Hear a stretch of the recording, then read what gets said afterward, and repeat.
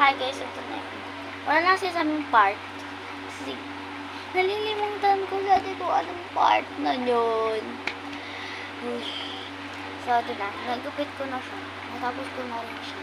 And, huwag yung gagayahin ng mga bata. Magpapatulong kayo sa mother nyo. Maggupit at kaya sa ate nyo. Hindi akong gayahin kasi grade 6 naman na. Ayan siya guys. So, ilagyan na siya ng tape.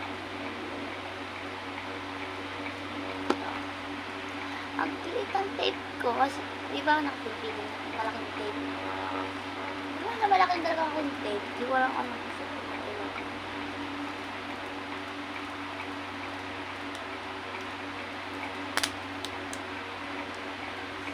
Ano siya guys? Sulitan mo lang yun.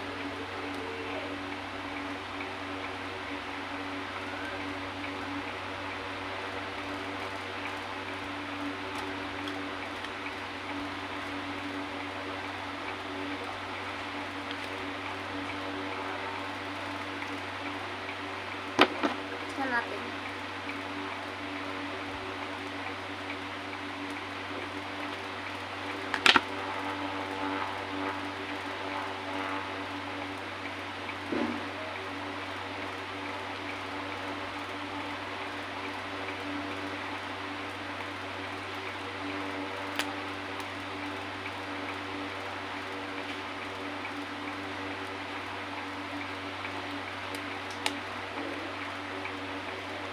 Nandiyan na siya.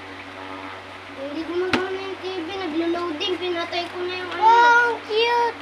Pinatay ko na yung ano. Let, nag-aaya ko siya. Ayan, guys. Nandito sila. Hello!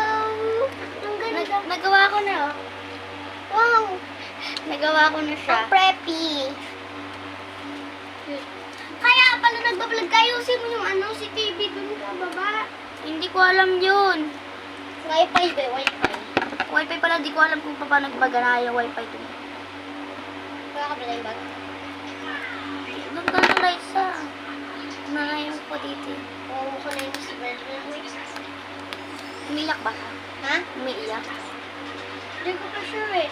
Kasi kanina parang kanina nag-uusap ko sila baka ngayon nag-iyakan. Baka mamaya nag-iyakan si Belbel. Alam mo naman yung si Belbel pag naano ng ano eh. Ang mama niya, umiiyak siya. Oo, lalo na sa ano. Sa Tiseo yung sila ano. Kasi sa bundok pa nga yun minsan eh.